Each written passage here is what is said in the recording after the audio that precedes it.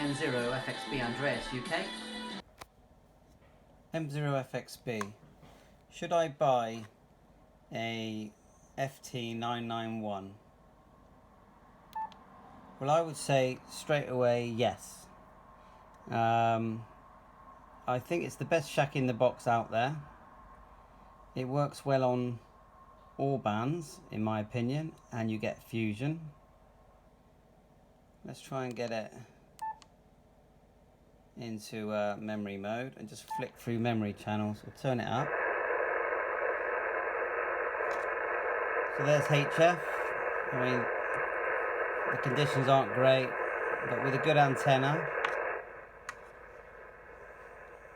VM to get back into memory mode, and then you have to hit a memory channel. Do that again, VM, and then memory. So there's C4FM, nothing on at the moment. There's our local repeater. Let's see if we can ping it up. Well, we're not having much luck today, are we? M0FXB test.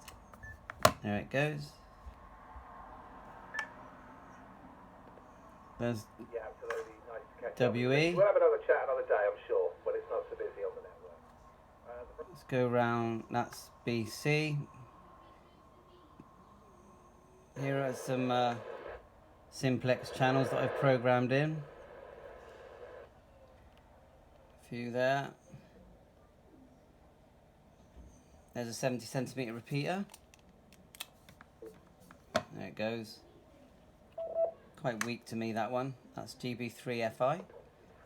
This is GB3BS. Again, quite weak to me. This would be GB3WB. Nah, too weak to me. There's some fusion. That's a fusion repeater.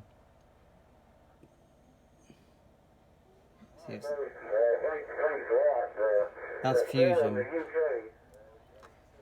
Keep going. That's another one. A few more repeaters. Here's a 6-meter repeater. No, not much luck with that. I haven't got a 6-meter antenna connected at the moment. It's as good as the antenna you've got, basically. As you can see, the antennas up here are rubbish, but the actual radio is very good. It's a great shack in the box. The scope, although it's not as good as the 7300, it's still a very good way of seeing what's happening in the bands. You can change the settings. Just for VHF UHF, this radio is great fun. Just VHF UHF. It's a shame the activity is a bit rubbish. It'd be nice to get someone. Let's try 40 meters.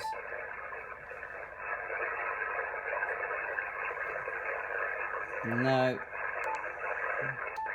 We're a bit jinxed on this video. Try 20 meters.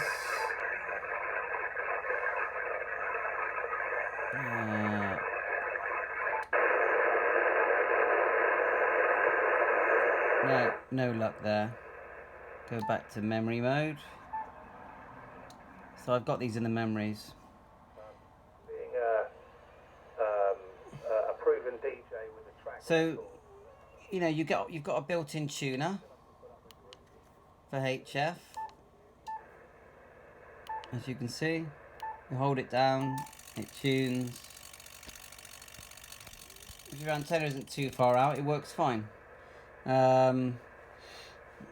You know, it's just a very nice looking transceiver. It's the right size. You can pretty much take it around the house if you get yourself a spare power lead. At night, all the buttons light up. I'm trying to think of a shack in the box that I think is better than this, and I don't think there is one. Anything near it would have been the 706. The Kenwood TS2000 is okay, but it hasn't got any digital. This has got fusion. Once you're in the fusion system, you can link everywhere. So let's try and at least connect to Fusion. Let's give that a go. So let's see if we get lucky on that. So we'll go to my hotspot that is programmed in here. There's my hotspot. Let's try Fusion. So you've got your menu. Well, we think we have. Menu. Let's hit X. Right, we're into the the Fusion system now. We can either hit all and connect to, have a look at a list of connections, or we can just, there's one, we're already connected to CQ UK. Let's hit all.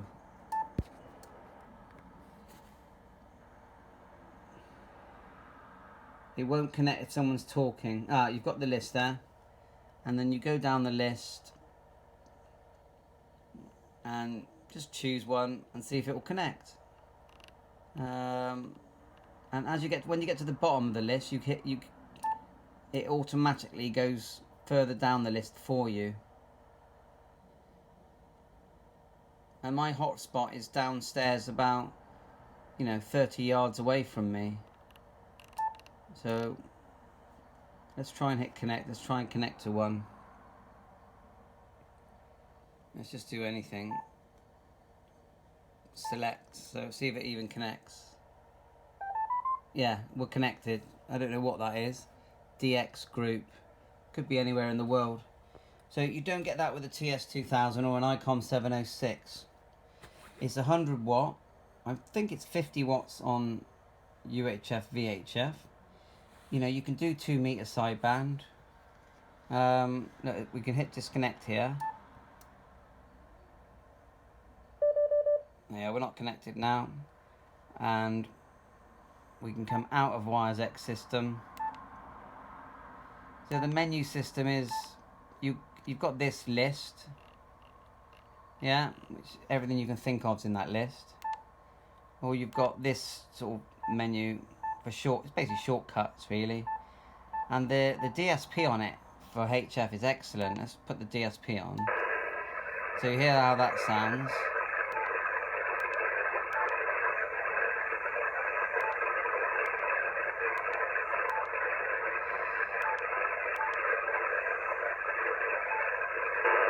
That's the difference. I mean, the conditions are terrible, but listen to what the difference it makes when you turn that on. You hear that? It really dampens it down, and when there's a good QSO on, it makes a lot of difference. So M0FXB, I would say this is a great shack in the box. If you can pick one up second hand for about £800, you've got a bargain. And one day I'll do a comparison with this and the 7300. The thing about the 7300, it's a great radio, but it's not a shack in the box. So these are my thoughts. M0FXB.